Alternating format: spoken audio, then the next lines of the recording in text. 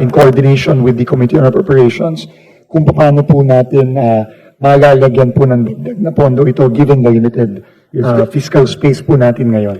Thank you, Mr. Secretary, because this really will help Surigao del Sur, Agusan del Norte, Agusan del Sur, and Bukidnon. This is a highway connecting northern part of Surigao del Sur, of Caraga, to Bukidnon. Kasi ang outlet ng mga produkto galing Bukidnon, yung kanilang shipping point, magsiship sila, nasa amin, yung port ay nasa amin kasi. So kung magawa itong kalsada na ito, connecting Bukidnon, ang madali ng pag-transport ng products from Bukidnon to Manila. So I think very important ito. At saka ang gap na ngayon kukunti na lang talaga. It's about 4 kilometers. Matapos na sana. Opo, maraming salamat po for pointing this out, Mr. Chairman. At gagawan po natin to in coordination with the Committee on Appropriations. And this is one of your core program actually. Opo. Thank you so much, Mr. Secretary. Opo. Maraming salamat po. Thank you very much. We now recognize Representative Jeffrey Ferrer. Thank you very much, Mr. Chair and Madam Chair, and DPWH family headed by our Secretary Vince and mga kasamahan ko dito sa Kongreso. Magandang gabi po. Secretary, can you please update us about the proposed project sa Guimaras to Negros Occidental? Opo, ang ating pong napaka-importanting Panay Guimaras Negros Island Bridge Project. Sa ngayon po, ang ongoing po ang ating detailed engineering design. Pero po, malapit na pong matapos. No? In fact, ang unang segment natin, yung Panay Guimaras, yung ating Section A, ay 99% completed na po at matukomplete na po ito within the month of September. So after po nun, ay papadala na po ito sa NEDA for approval ng budgeting at after po nun, siguro by... Come again, 99% yung dalawang proposal, yung Iloilo Guimaras? 99% po ang Panay Guimaras segment, Section A. Ang Section B po, which is Guimaras to Negros, ay 85.3%. 85%. Yes, thank you very much, Mr. Secretary. At tapos, pwede ba malaman kung sino yung funder doon, sinong financier ng ganyan na project? Korea Exim Bank po ang funder po nito. Kasi last week, we heard, I don't know, the rumors that about this anomaly and corruption in our government, especially in the flood control. Parang nag-back out do yung funder ng Korea. Totoo ba yan o hindi? Ito po ay kinarify na po ng ating Department of Finance. Hindi po totoo ito. At definitely po, hindi apektado po ang funding from Korea Exim para sa Panay Guimaras Negros Island. Mr. Secretary. And second thing, ito po yung concern ko in a parochial concern. We already have this request 3 years ago. May na-collapse na bridge sa amin in Bago City, Negros Occidental. Ito po yung at first pag-collapse, nag-request kami ng assistance sa DPWH for funding. Now, tinuro ng DPWH local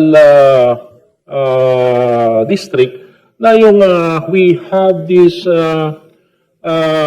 yung sinasabi na sa tourism, that road going to a tourism destination, it is under sa Department of Tourism.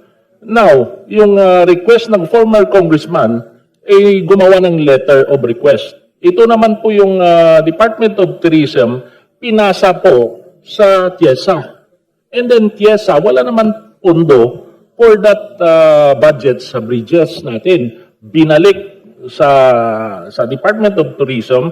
And then last week, nag-uusap kami ng representative of Department of Tourism, pinasa naman sa DPWH. So sino ba talaga yung under sa mga bridges? Kasi ngayon doon, it's a band-aid solution, Mr. Secretary. Yung makapasbay lang doon ngayon is mga tricycle. Kawawa yung isang barangay at saka kami yung sinisisi na 3 years na yan walang ginawang pag-ayos or fix that problem. Now, ako din, kawawa din yun kasi yung mga light vehicle lang makapas sa temporary bridge. Pero yung heavy vehicles, dito po sila dumadaan sa overflow. Kung malakas yung ulan at grabe yung baha doon, hindi makapas yung mga may kabataan at eskwela sa kabilang barangay, hindi sila makadaan doon. So sino ba talaga yung concern namin doon na for 3 years, turo-turo lang kung sino yung agency na makatulong to fix that bridge. Kasi tinuturo din kayo ng Department of Tourism under DPWH. Ang mga explanation po sa akin dito ngayon no, ay consider daw po ito na local bridge and therefore hindi saklaw sa mandato ng DPWH. Pero kailangan pong tignan ito. Yes, humihingi kami ng tulong Opo. because you know why. As I observed and scanned the proposal made by our DPWH, yung net natin is in the 4th district, it's only 1.3 billion. Now ngayon, binawasan pa by 250. Gusto ko lang malaman kung binawas ninyo yung 250 million, saan nilagay? Kasi 2 weeks ago, may briefing din yung DPWH sa House of Representatives. Tapos, sandali lang. Parang madali yung time ko, binabadali niyo ako, Mr. Chera. Hindi ka pa yung na-appoint as secretary. Pero pinabago namin. May mga irata, nakita namin yung flood control, which is, the proper way is that coming from the district engineering office, going to RD, regional office, and then yung regional office masubmit sa national agency. Now, how come na maliit na yung budget, tapos nakaltasan pa? You know why? We have this issue of corruption in the DPWH. Di ba may kasabihan tayo, kasalanan ni Juan, huwag nyo ipasa kay Pedro? So bakit kami natamaan dito sa bawas, tapos additional, hindi naman pwede yun, maliit yung budget namin, maawa naman kayo. Diba? For us, this is not the solution, yung bawas budget in every district. When in fact, this is one of the solution because may ipakita kami sa mga constituents namin na there is a project appear in that every district, but in a proper way of implementation. So, para sa akin, lahat ng mga kasama ko dito, ganito yung sentiments. Binawasan, malaki, and then bawas dagdag. Pero this one is siguro it might be na solusyon. Wag ang bawas because I believe that the good gentleman secretary is the alter ego of the president. You know, grabe yung challenge sa'yo ngayon. Yung mga ko mag-trust na mga USEC mo? USEC, ASIC, at saka MARD. Do you trust them, Mr. Secretary? Siyempre po, we have to presume no, na sila po ang nakakaalam nito. Pero ang gagawin po natin, Mr. Chair, naiintindihan ko po kayo. No? And I would like to apologize to you no, for this. No? Kaya po, ang importante po siguro ngayon is meron po tayong bagong regional director sa I hope and NIR. pray. Because you know why? There Last are question, please. lots of new faces here. Opo. Wala dito yung dapat ko way back 13 years ago, binanatan ko na yan tapos ito yung culprit, wala dito. What happened to Secretary Jose Cabral? Ano sa ngayon?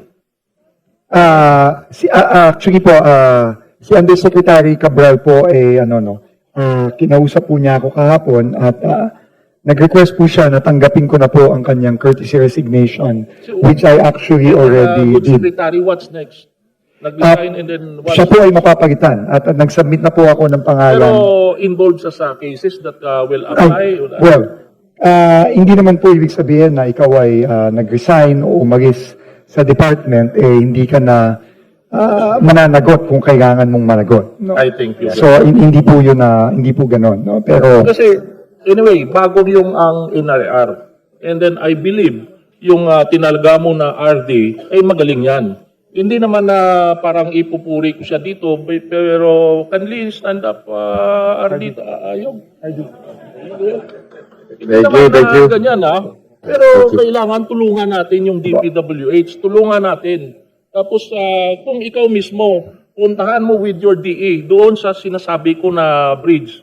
Kawawa yung isang barangay doon. Kahit wala ako, yung sinabi nito, kahit wala ako. So, at least matulungan natin. And then, yun lang yung concern ko, Madam Thank you very much. Chairman and Chairman, but siguro I hope and pray na tulungan din tayo. Tulungan with your budget in this proposed budget 2026. Mr. Chair, Madami pa akong itanong, pero may time na eh.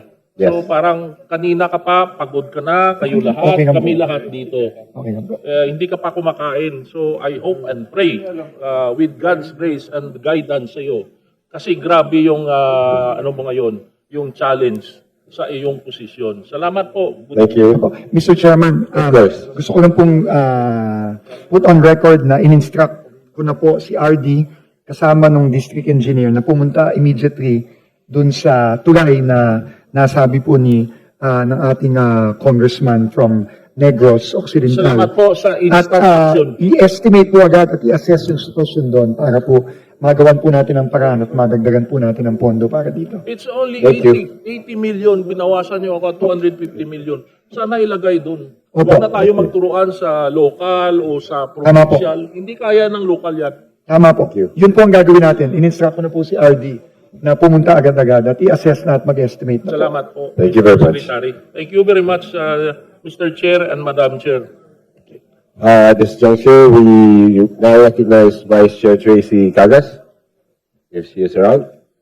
If not, we move on to Representative Miro Kimbo. Magandang gabi. Thank you, Chairman Mika, Vice Chair Ronald, Senior SBC. Magandang gabi sa ating lahat.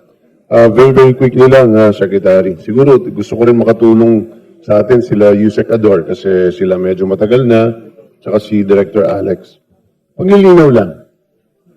Yung NEP for 2025 budget, pinag-uusapan natin nung lumanding sa amin yung NEP at ginawa naming gabyan, ang pondo ng DPWH is 898 billion. Correct?